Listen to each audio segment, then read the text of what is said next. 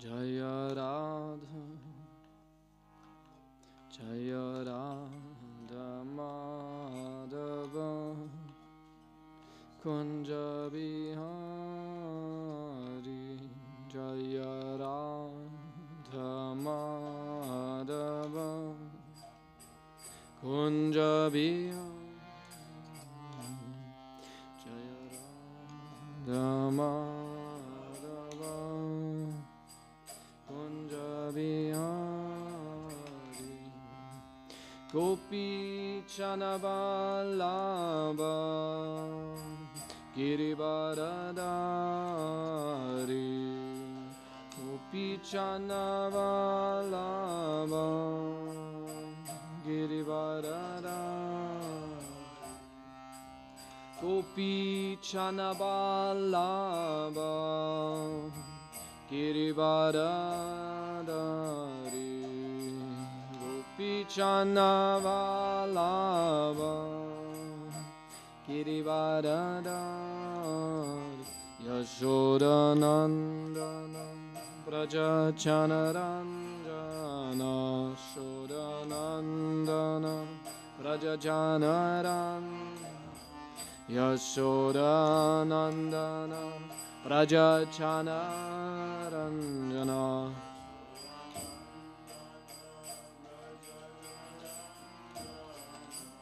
Yamuna Tira Vanachari, Yamuna Tira,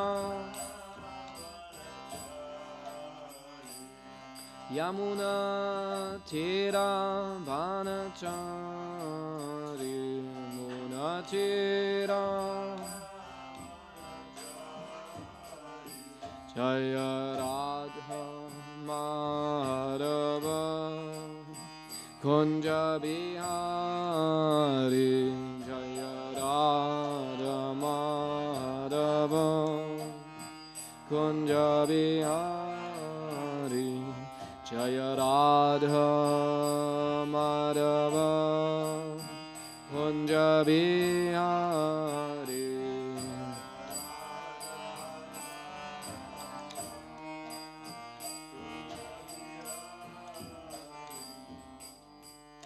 Shri Shri Radha Madhava ki, Srila Prabhupada ki. Om Namo Bhagavate Vasudevaya.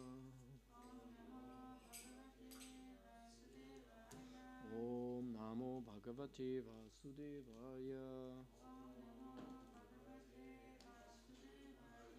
Om Namo Bhagavate Vasudevaya. So we are reading from Śrīmad-Bhāgavatam, Canto 4, the creation of the fourth order, Chapter 19, King Pritu's 100 horse sacrifices. Nobody ever, since I give the lectures here, ever asked what does the creation of the fourth order mean? Nobody. Maybe sometimes you wonder, wow. But nobody ever asked. Or Subal? Creation of the fourth order, yeah. Nobody asks. What does it mean? So what does it mean? Or you wondered what does it mean? Anyone wondered sometimes what does it mean? What does it mean? You know, creation of the fourth order. Subal, you wondered what it means? Mm-hmm. So you know what it means? After you said it. So you know what it means? We will talk about it today in the Bhakti-Bhava course. But so that you also know, I can tell you, there are 10 topics of Śrīmad-Bhāgavatam. The Bhagavatam has 10 topics. And this is why it's called a Mahapurana. And these 10 topics are explained in the second canto, in the 10th chapter of the Bhagavatam. There is explained. And there, in the first verse is a list of these 10 topics. It's Atra, Sarga, Visargascha, Stanam, Poshanam, Utaya, Manvantare, Shanukata, Nirodo, Muktir, Nirodo, Muktir, Ashraya. Yeah. So, and these are the 10 topics. First is Sarga. Sarga is creation. Second is Visarga, secondary creation, or It's okay. Secondary creation. So then you have Sthanam is called the planetary systems. Sthanon means like the status quo. It's actually so like the planetary systems, the order of the planets, and the fourth is called Poshanam. Poshanam is called is the protection of the Lord, how the Lord protects. So then you have Utaya, the creative impetus. Utaya, that what is driving the whole creation, what is working on it. Then you have Manvantara. These are the changes of the Manus and cosmic government. Ishanukata, kata of Isha, kata of the Lord. The science of God. It's called also science of God. Then you have Nirodha, means the destruction of the universe when everything is taken back. Then you have Mukti, liberation. And the 10th is Ashraya, the summum bonum, or the absolute shelter of everything, or the absolute truth. So these are the 10 topics. And Srila Prabhupada referred to each and every canto to one of these topics. Every canto has a title. And the first canto's title is Creation. Right? And the second canto, actually we will go through the list today. But the fourth canto, Prabhupada calls the creation of the fourth order. The fourth topic of the Bhagavatam is Poshanam. Poshanam means protection. So this is the one which is the most, the relation is not so clear. But the creation of fourth order, Prabhupada refers to the creation of the descendants of Manu. The first creation is, anyway, this is too long of a topic now, but the fourth creation is more or less the population of the universe. The creation of the fourth order, the fourth evolutionary step in the universe, so to say. The fourth step in creating the universe is when the universe is getting populated by Manu. So it's the fourth step. But how is it referring to Poshanam? You can give some interpretation that Poshanam means the protection of the Lord, so that Krishna is protecting the living entities through the creation, through the adjustments of the universe, so that everyone can have his karmic reactions, everyone gets his desires fulfilled. This is how I would interpret it. But probably you can also make your own interpretation. But the point is that Poshanam and the creation of the fourth order are the same, how to say, they belong together. And the other topics are very clear. When you look at the other titles of the Bhagavatam, of the 10 cantos, they refer easily to these 10 topics. Like, as I said, Sarga, the first creation, Prabhupada calls it creation and all that. Right? The others easily refer to it. Liberation, 9th canto is called Liberation, the 9th topic is Mukti. So all that. Summum bonum, the 10th canto, Ashraya. But just the 4th is a little bit interesting. Yeah. Okay, anyway, so now you know. The creation of the 4th order means the creation of the descendants of Manu, when the universe is getting populated. When, how to say, the creation of the humans. Maybe this is a good title. The creation of humans. Right? Okay, so chapter 19, we start now with chapter 19, King Prithu's 100 horse sacrifices. This is now the chapter. Yeah? King Prithu makes 100 horse sacrifices. So text 1. Maitreya Vacha Atati Kshatta Raja Tu Hayameda Shatenasa Pramavarte Manokshetre Yatra Prachi Saraswati. Okay? Maitreya Vacha Adadikshita Raja Tu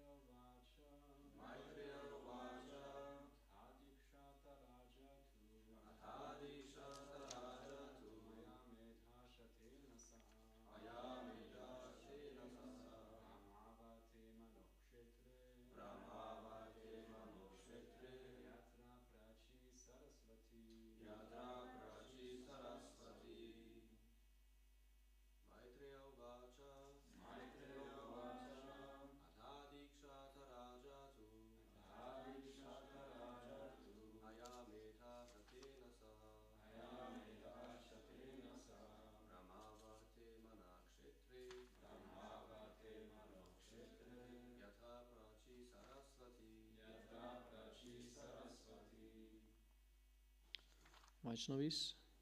Vaishnavi.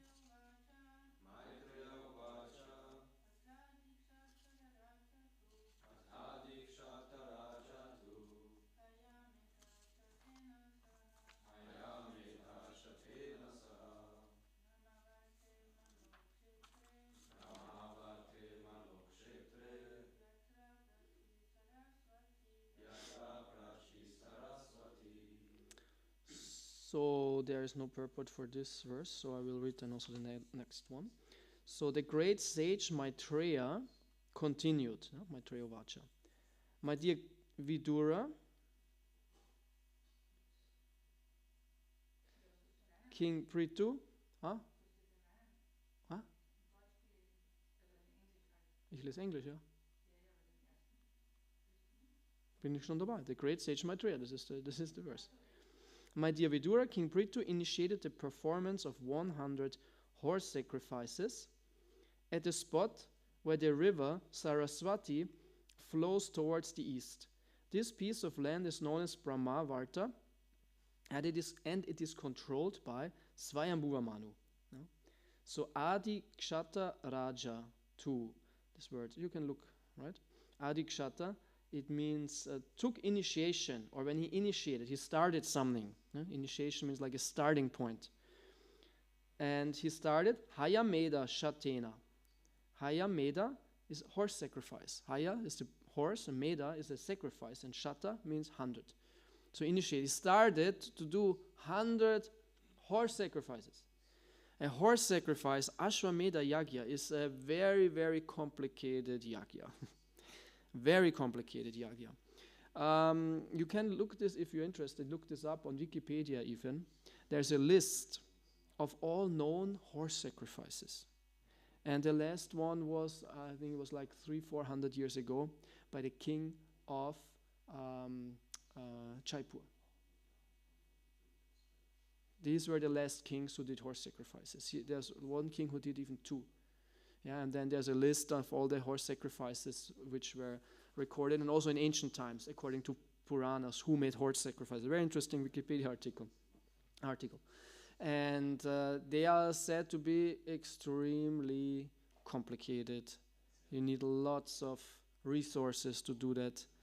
And it takes a long time. The horse has to run around some time, and it's a very complicated thing. So I don't know if in the recent time when this king, I forgot the name, when he did this, if he was doing everything what should be done, right? Because I heard that the horse should run around 1 year unobstructed, and then all the land where it goes, it's supposed to be the king's land, and in the end the horse is sacrificed. They kill the horse. Yeah. But it said in these sacrifices that the soul of the horse, so the soul of the animal which is sacrificed, is actually benefited a lot. It's a great mercy for the soul in this body. Yeah, and they get uplifted, maybe even get liberation. So anyway, so the king, Prithu, this was now in Satya Yuga, so this is like a long time ago, hundreds of thousands of years ago. He made 100 such sacrifices. Or he started, he wanted to 100. And this is a lot.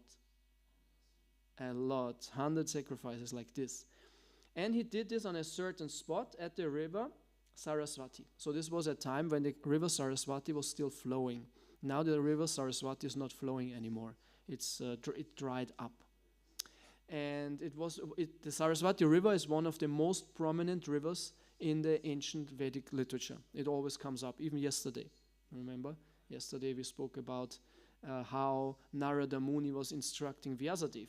And Vyasadeva was writing the Śrīmad-Bhāgavatam on the banks of the river Saraswati. Bhagavatam was written on the banks of the river Saraswati. It's a river in North India.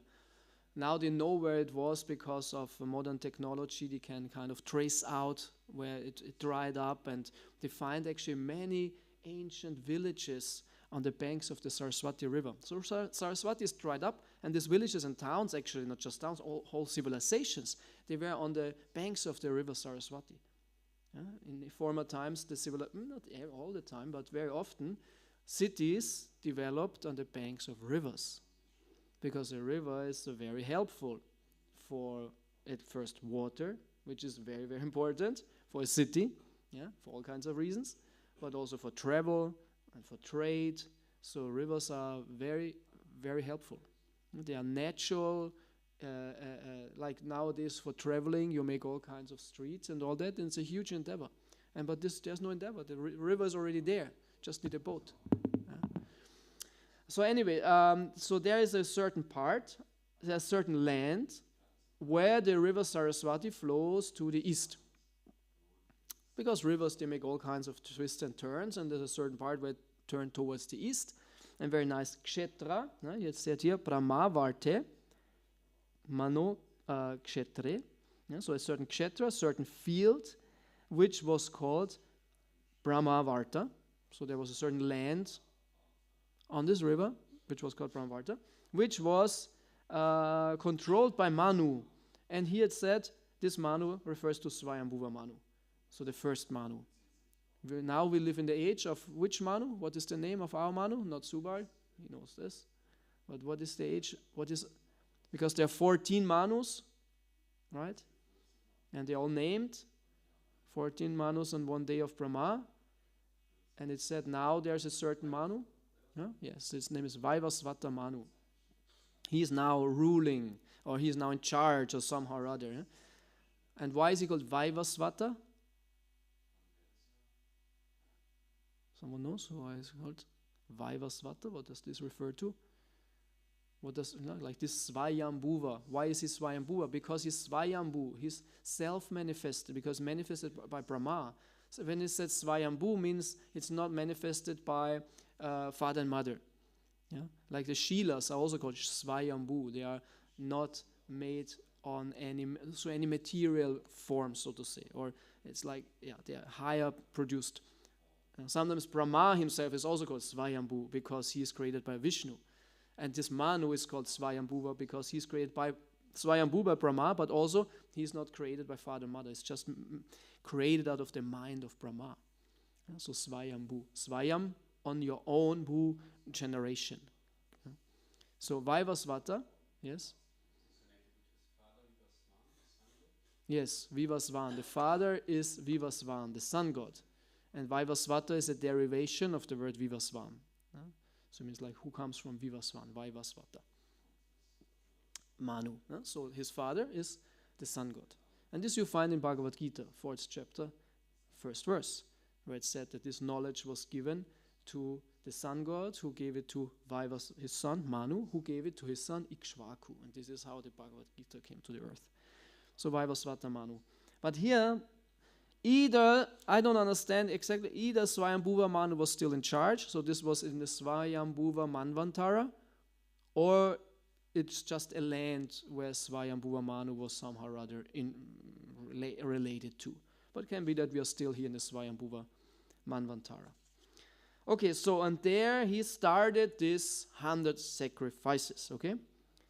Yatra, where Prachi means the eastern, Prachi, Pashatya, Deja, Tarine, Pashatya. No, yeah, so Pashatya, this means the west, no? Pashatya, the west, but Prachi means the east. Prachin. No? So where the Saraswati flows to the east. So, text 2. Tat abhi pretya bhagavan karmati shayam atmanaha shatta kraturna mamrishe pritor yagya mahotsavam. So when the most powerful king, powerful Indra, the king of heaven, saw this, he considered the fact that King Prithu was going to exceed him in fruitive activities. Thus Indra could not tolerate the great sacrificial ceremonies performed by King Prithu. So here in the beginning of the chapter is kind of already a summary what will happen. The story will be told in detail. So there will be a conflict between this King Prithu and Indra. Because it said when you do 100 horse sacrifices, I don't think it's the only way, but it's one of the ways you can become Indra in your next life. So, 100 horse sacrifice, you can become Indra. And of course, devotees think, why all this hassle, Because as we know from Bhagavad Gita, when you go up there, you will come down again. So why should I make 100 horse sacrifice to become Indra? And then it will anyway be temporary. And then you are Indra, and then you see someone, he also does 100 horse sacrifices. Oh no, and this is what Indra thought. Oh no, Prithu is doing 100 horse sacrifices. And he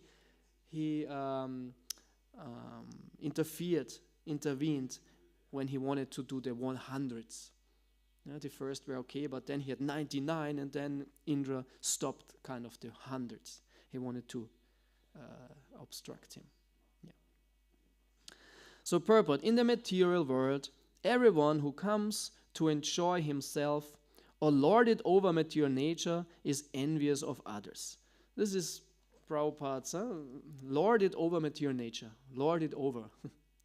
Who wants to be the Lord, who wants to control. And he is envious of others. Everyone is envious of others. Everyone. We have all envy. We all want to be the best. We want to be the Lord. And we imitate Krishna. And the devotee works against it. He understands his envy and purposefully acts against the envy in being a servant of everyone and appreciating all the others. And we might not be envious of everyone, but sometimes we are envious of someone. Someone triggers our envy. It's not happening all the time. It's not that envy is all about everything, about you. Oh, you this, he has so nice saffron color, and he's so beautiful, he's so intelligent, and he's so strong, and he's so wise, and now I'm envious about everyone. No, sometimes you're envious when someone kind of hits something what you want to have. Because envy is actually appreciation. When you envy someone, it means, he has something wonderful, or he's very wonderful, he's very good, but I want to have it. He should not have it, I should have it. Right? Envy is actually, you don't envy something what you don't like. You envy something you like. You think it's good, but it's just wrongly placed. So this thing is at the wrong place. He has it, but I should have it. So this is the problem. I should have it. And so you're not envious of everyone. Okay, if you have many desires and many lacks, maybe not so much self-respect and self-esteem, then you might be envious of everyone because you miss everything, kind of. But everyone has something where you feel, I don't have this enough.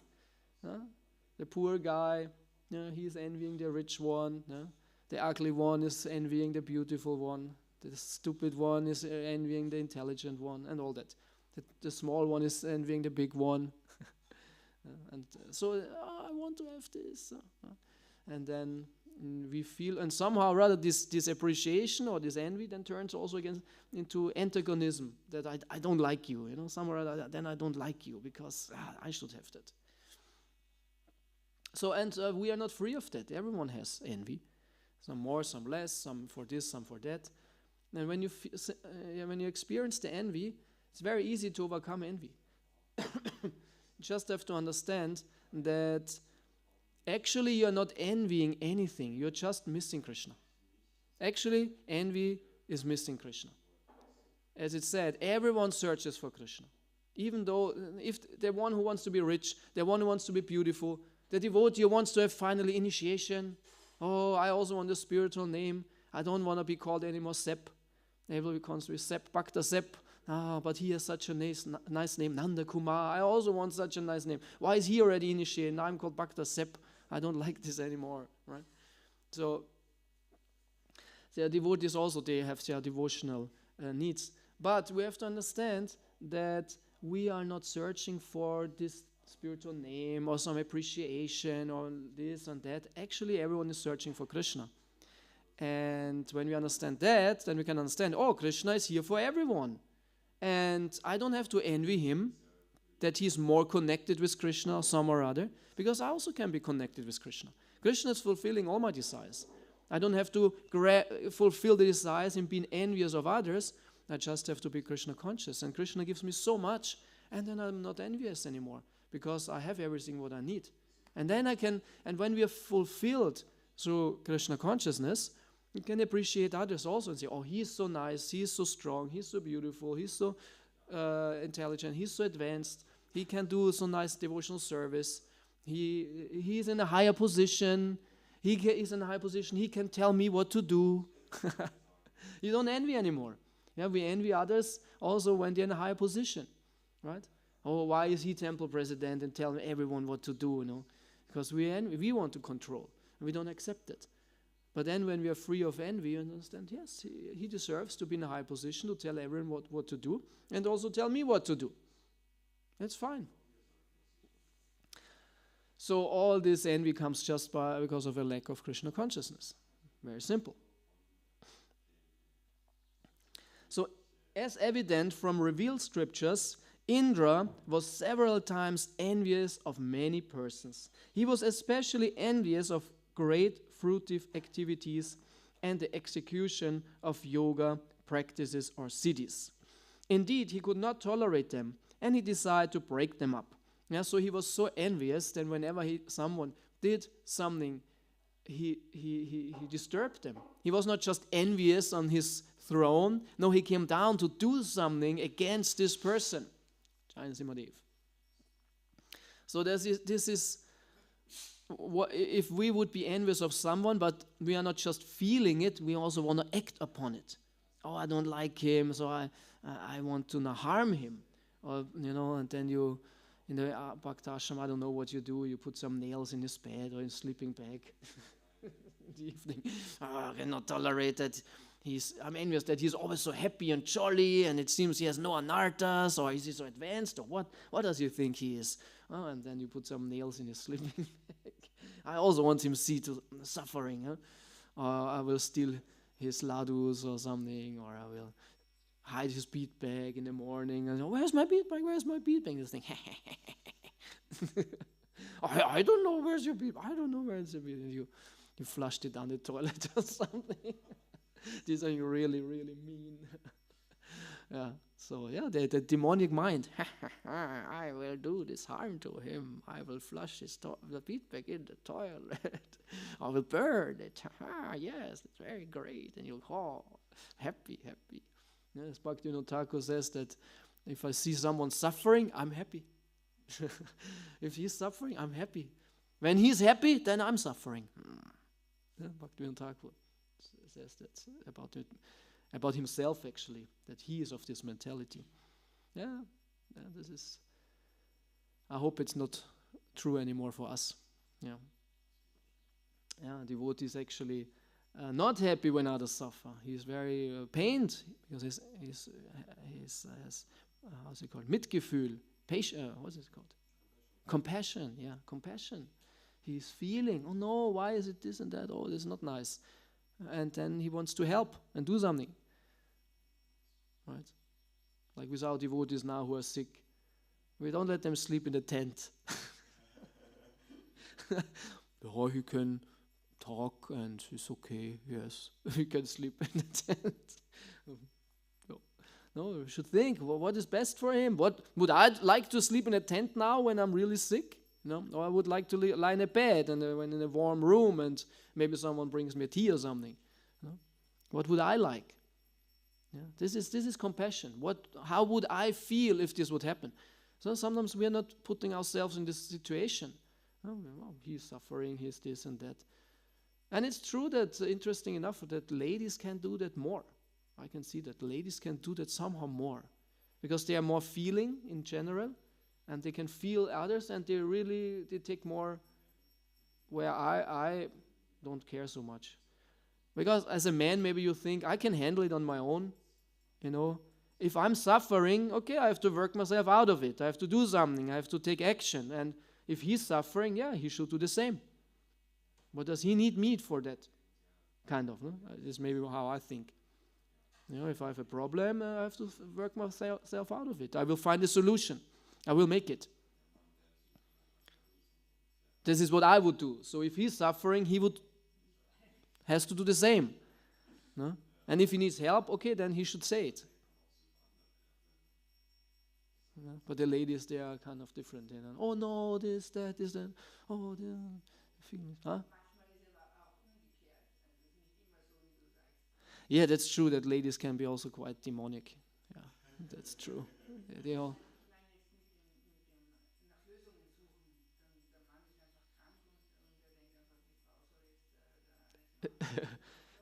Yes, for sure. This is why we married. that we have a mama replacement. Marriage is kind of a mama replacement because it's similar, one sense, no? Female energy. So it's when the boys were small, they had their mama for everything. So now I see it, no? Mama, mama, mama, mama, mama, mama. And then later on, you don't need mama anymore, but then need in a different way. And the wife is. And then it's very interesting when now I can see it with all the young grihastas even. This is really funny actually.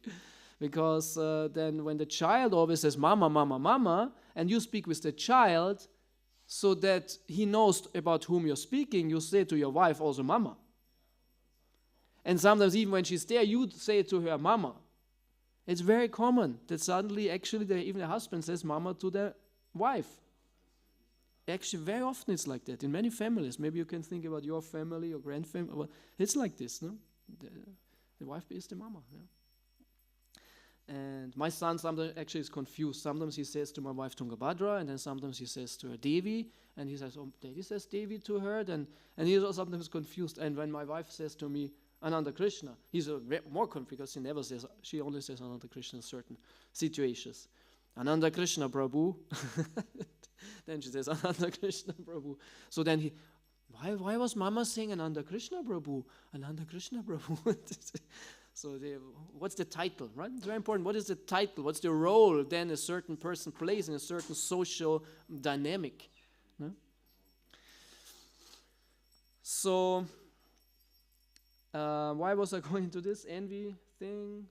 Because of envy, empathy, feeling with someone. Yeah, put yourself in a situation. How would I feel if I would lie in the tent and having 55 degrees fever on the brink of, boiling?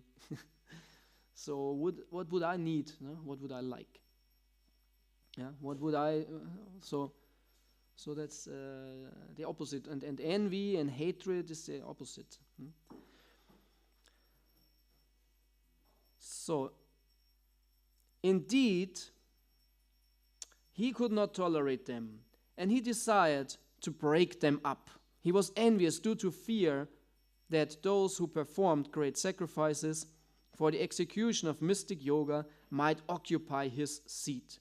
Since no one in this material world can tolerate another's advancement, everyone in the material world is called matsara, envious.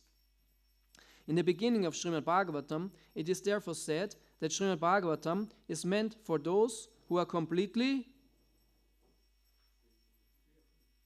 in Sanskrit, punyamatsaranam, so niyamatsara, non-envious. In other words, one who is not free from the contamination of envy cannot advance in Krishna consciousness. Yeah, there might be many reasons why only a Nirmatsaranam can read Bhagavatam. But one reason I would think is, especially when you read about Krishna and you hear about how Krishna enjoys all the time and everything, and you are not free of envy, you will not appreciate Krishna's pleasure. You want to have it your own. Yeah.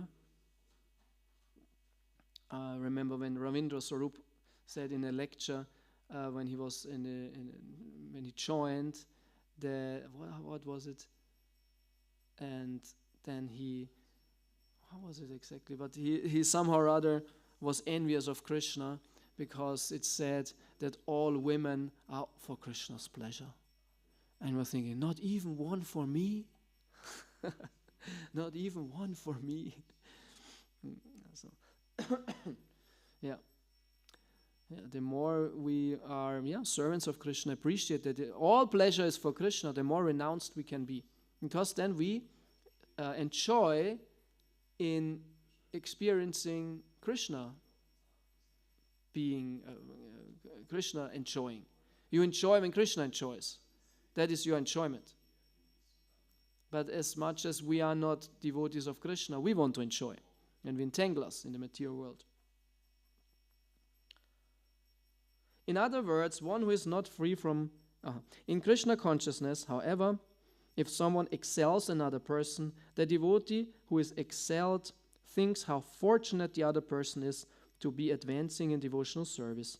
Such non-envy is typical of Vaikuntha. However, when one is envious of his competitor, this is material. The demigods posted in the material world are not exempt from envy. And so this is also a very important lesson for us. When we envy others, especially in a spiritual context, then we are in a negative consciousness, we make offenses, all that, and we rob ourselves of a great chance to make spiritual advancement.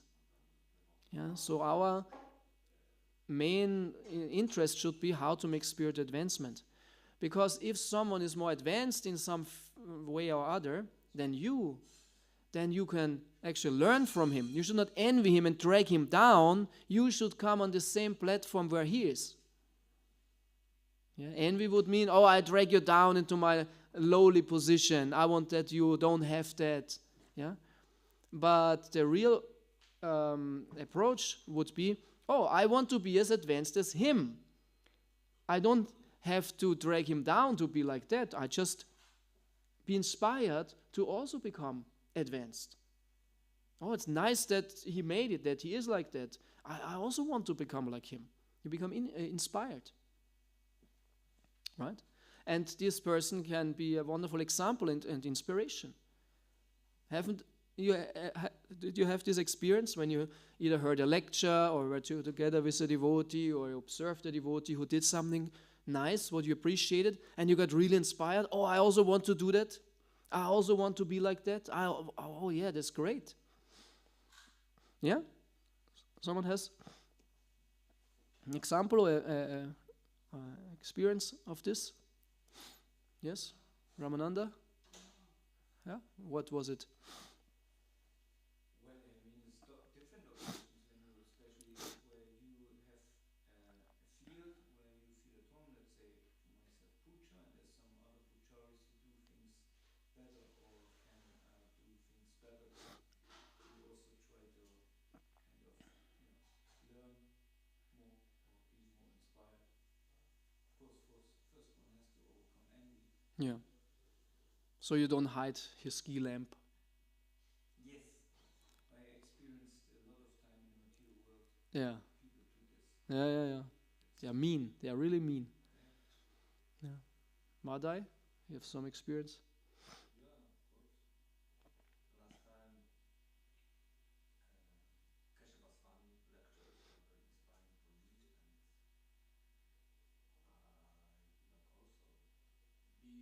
would also be similar like him in his explanation of Krishna consciousness, like his mood of, special mood to inspiring others.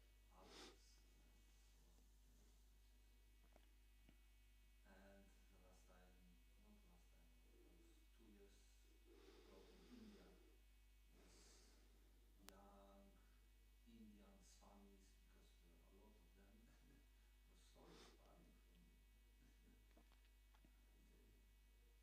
They know so many verses, they're cool, so qualified. So you did not do anything to drag him down? You were not envious? This envious is sometimes coming. I'm working on this.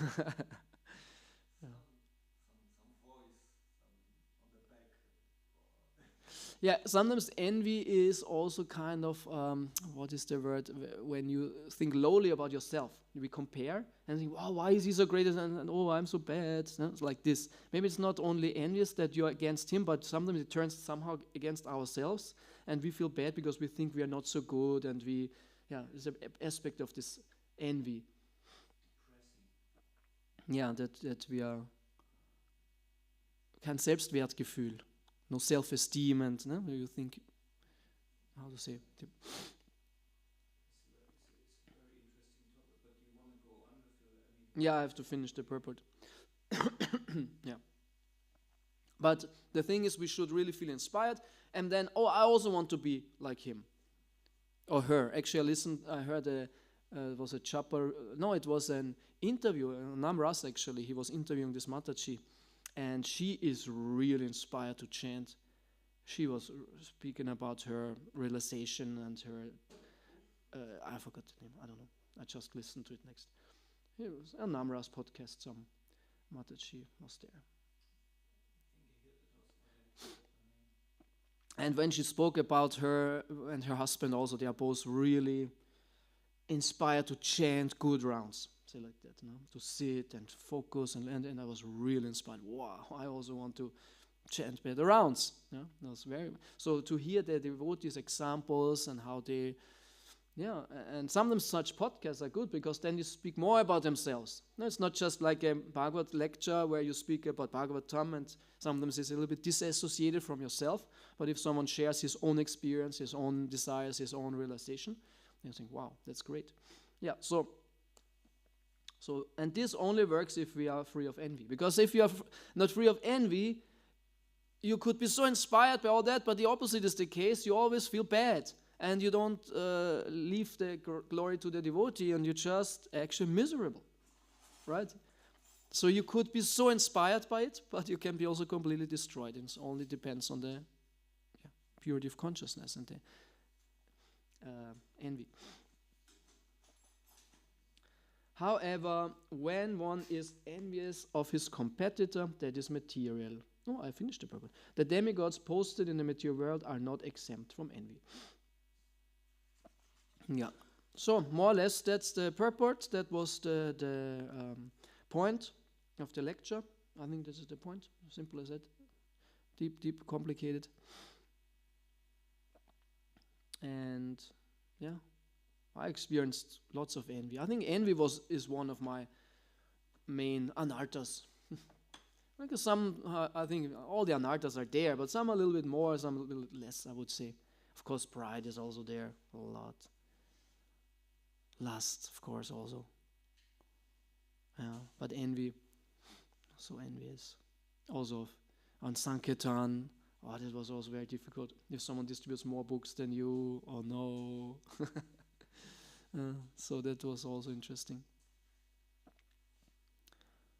And also for preachers, maybe everyone in his field, maybe Ramananda has sometimes you experience, this puchari is so good, and you become envious of him or something. But as a preacher, I can see that also. He is giving a good lecture, this preacher here and there, why I'm not so good, and maybe I'm better. And when you're in your field, there comes envy up, definitely, when you're in your field. I'm not envious of a puchari, or a cook.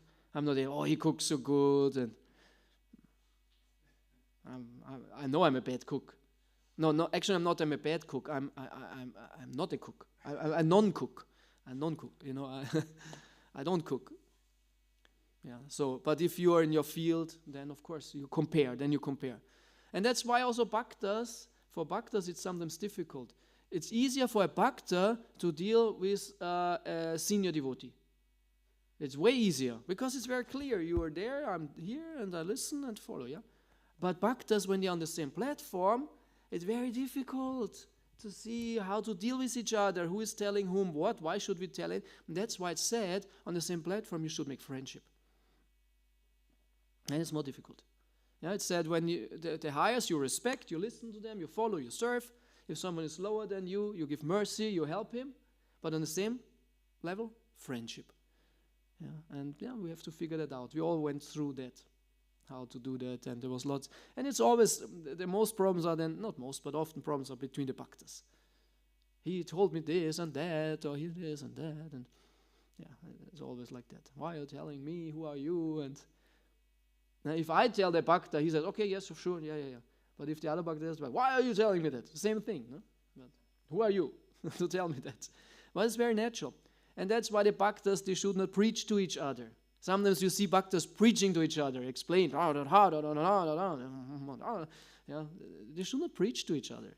They should be friends, share their realization, help each other, be friends, in the same boat. And sometimes the bhakta ashram, they preach to each other and very important, and telling their very important realizations and what they read. And but it will go away. This will be will balance each other.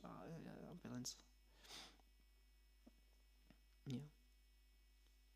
Okay, good, thank you. Hare Krishna. So this is the point. Very nice points here in the purport. A lot to learn for us.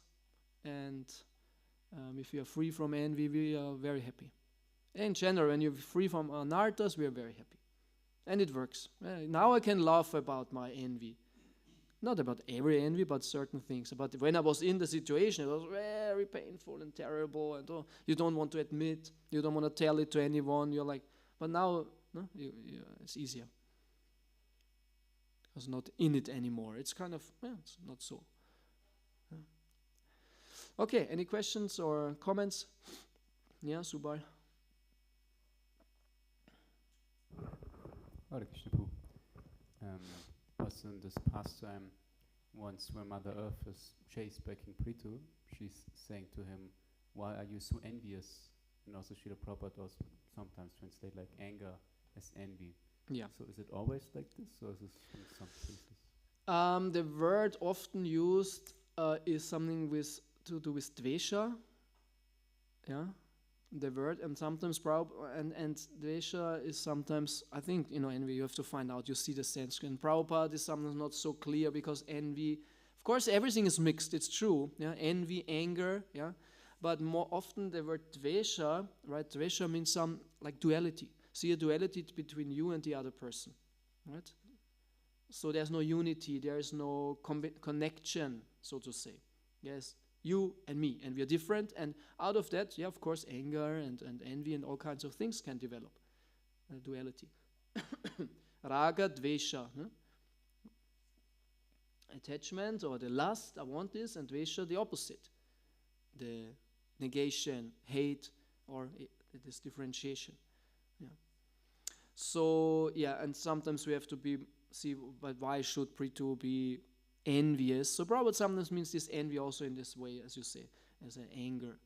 But it's definitely also some envy is there, that somehow rather that he was hating or negative towards the earth, also because he said, why are you not like me?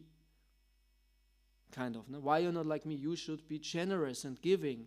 And it's not that he's envious of a good quality, but he's kind of envious or negative towards a bad quality, which the earth doesn't have, but should have. Yeah, but it's true that we should see how it's meant, and sometimes it's a little bit unclear. Yeah, but somehow in this direction. Okay, anything else? I think Ramananda was before. Just was wondering, because when, especially Intra, he always has such a bad position in the universe. I mean, of course, he's the king of all of them, and we would think as a monarch, as a ruler, he should embody all the best qualities, because otherwise, why Krishna put this position out there? But we see that Intra, and so my question is Intra always tempted like that because he's in charge? On the other hand, he's in charge in all fields. On the other hand, he sees in all fields somebody's coming up who is better than him, and he's envious of a little boy who is he has, for example. And here we have the same. So, or is it just our Intra who has kind of a ego problem? This Intra, what is right now in charge? I don't know, because I don't know if there are stories, at least in the Bhagavatam, of other Indras, or which in actually a good question, because if this Indra now here is of the Swayambhuva Manu age, then this is another Indra, because Krishna's Indra, so to say, this was in Vaivasvata Manu's age. So yeah, I think it's a general Indra problem, but Indra is definitely a most glorious personality. But the Bhagavatam, we have to really understand, the Bhagavatam wants to, as it said, Dharma prochita kaitavo atra. So wants to really show the truth and And Indra's pleasures are very much celebrated in the Vedic scriptures. And the Bhagavatam definitely wants to put like kind of, go to the root problem and even put Indra's position, show Indra in a different light, seen from a spiritual perspective. But Indra is very much glorified in the Vedic scriptures. It's just the Bhagavatam perspective which focuses more on that. And your guru actually makes this example that in the, or was it, I think it was Krishna Kshetramaharaj, that he said in the Rig Veda, in the episode with Vritasura, he is glorified, Indra, the savior of the universe, Indra, the hero, Indra, the good guy. And the Bhagavatam puts it from the other perspective. No, actually, Vritasura was the good guy. He is because he's the devotee. Yeah, and it's just another perspective. Yeah? So, Indra is definitely, from a mature point of view, a great personality, but he has flaws. And the Bhagavatam focuses on that flaws and magnifies them, and then it looks like he's only flawed. But he is definitely not flawed. He's a great personality.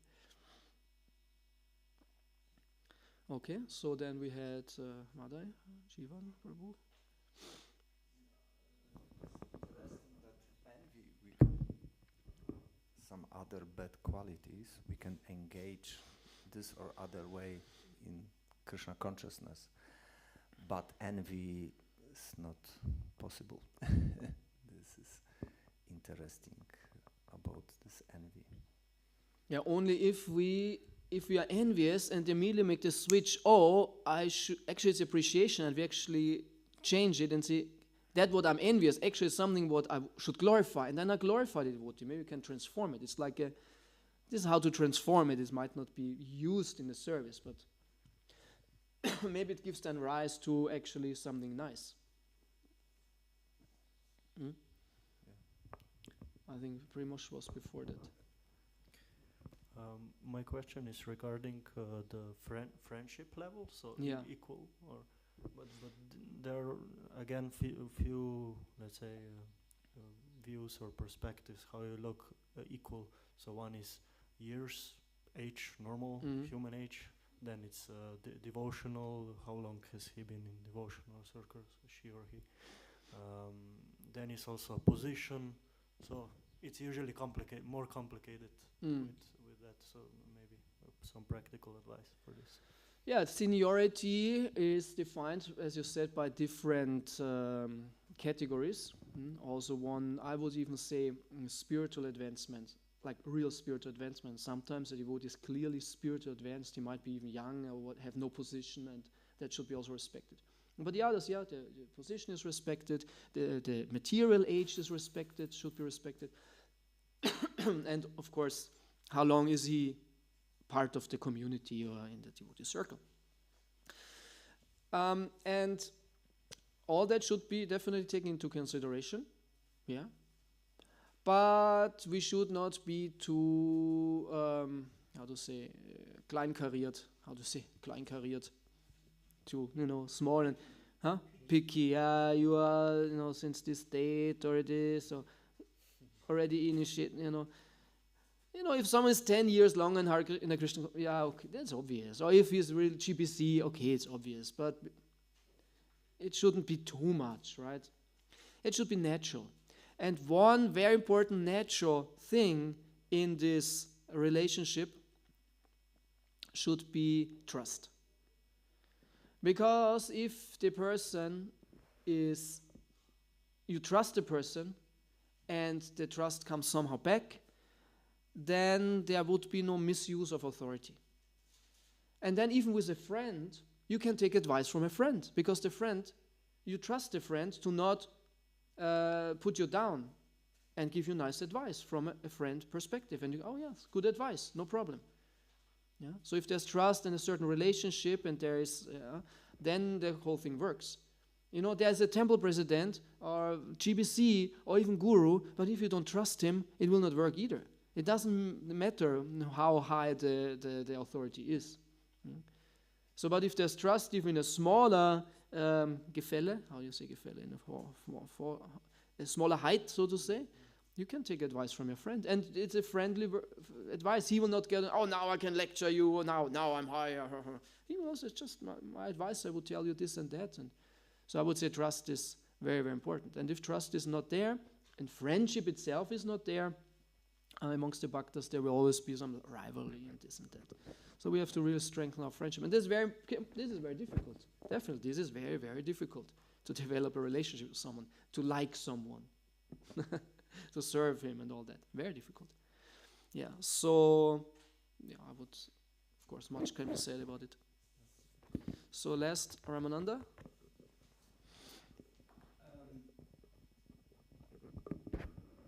Yeah, I mean, it's envy, appreciation. I get this point, and one can say it comes because it must be somewhere in Krishna.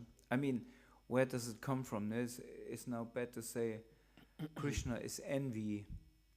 You know, it has to be somewhere. Has to start somewhere, and everything starts in Krishna. So appreciation I can understand, and then if it comes in contact with matter, meaning with ego, then maybe it develops into envy. You understand my thought? Yeah, but this is a bit also philosophical, because isn't it that we say that bad things are, even though everything comes from Krishna, but we cannot say all the bad things come from Krishna, but they are only possible in the absence of Krishna. So in that sense, they come from Krishna. As we say, darkness can only exist in the absence of light, but at the same time, darkness is not possible without light, so to say. In the same way, bad things, whatever it may be, it's a transformation of Krishna. It's a perversion of Krishna's energy, and it's there only in the absence of Krishna, and then possible in the material sphere. No, not absence of Krishna. Of course, Krishna is always there, but absence in Krishna consciousness. Say like this: absence in the form of Krishna, in the form of Krishna consciousness. Now, when you're in Maya, then everything turns around, as Prabhu says, no lust and love and like tamarind. You know. This is Brahma. Yeah. Yeah, but Brahma comes also sometimes. I mean. Yeah. But that's why I say it's a very philosophical question. How is everything related to Krishna, and even the bad things, and can be explained from many points of view. Another point of view, definitely Krishna has envy, yeah, but his envy is pure. Krishna has lust, Krishna has anger, yeah, but it's pure. It's always for the good of those of whom he's envious and all that. Yeah, but as Mother said, all these qualities easily we can connect somehow to Krishna. I can even use it in Krishna's service somehow, anger, lust. But envy is very difficult. So, of course, the question, I mean, I was thinking, where is the pastime where Krishna has envy of anybody? Actually, when you were speaking about this, I remembered that there was someone Prabhu gave a name, or there was something when it's, and there was that Krishna's envious of there was something. There's something. I forgot, but there was something. I have to find this out. What it was. Or was in the Bhagavatam. I have to find this. Yeah. But, whatever comes from Krishna is perfect, and if we say all the, there's also an interesting point, all the bad qualities can be engaged in Krishna's service. But I really wonder, is it true? Because we say all that can be somehow or other engaged, but on envy not. No, but like lust. I mean, if you say bad qualities, you label them. Or let's say, anarthas, whatever, envy is a bad quality in that sense. It's not a good quality. And but all these qualities have their opposite. They're good qualities, so we can transform them. And in that sense, like lust or anger, it's that anger you can only use in Krishna's service to protect the devotee. So this is very circumstantial. It's not something what you can use all the time. In that sense, you cannot really use anger in Krishna's service.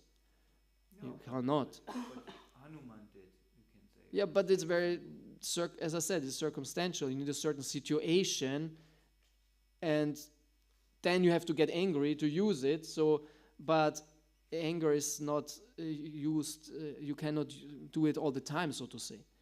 No. So, and if you are angry, how you can use it in Krishna's service when you are angry?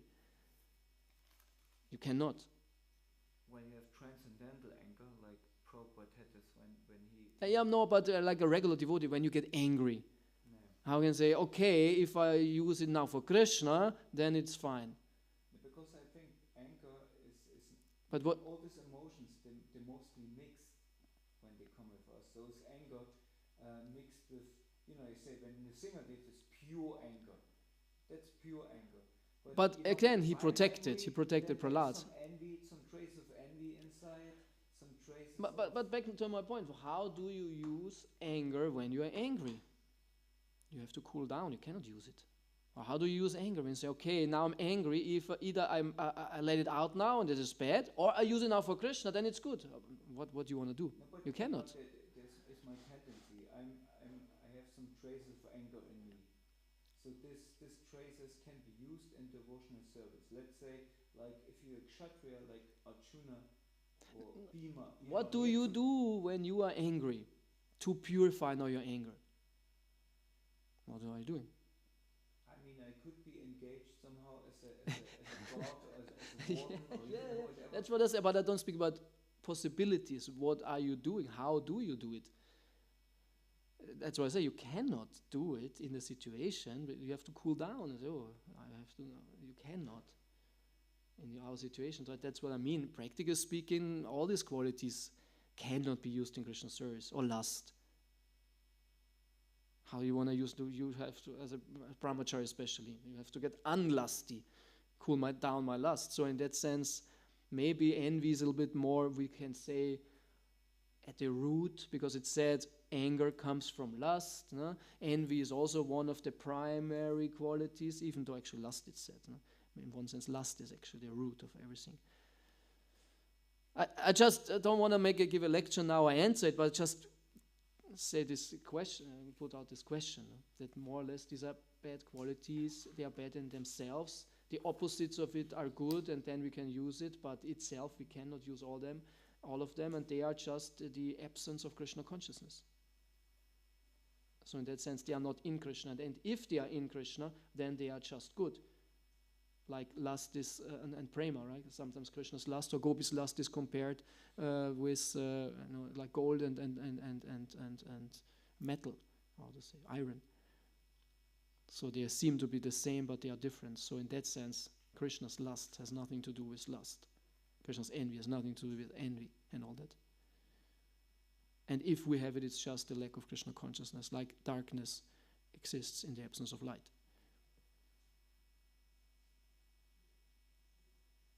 Okay. Yeah, my original point was this appreciation. I really appreciate this point of appreciation, but then when it comes in contact with matter, then ego comes in. All this pure emotions, even anger, something like that. It's pure in Krishna, but when it mixed with us with ego, then it becomes egoistic. Then it becomes ugly. Yeah. So at least I would say these tendencies have their opposite or material version of it. Okay.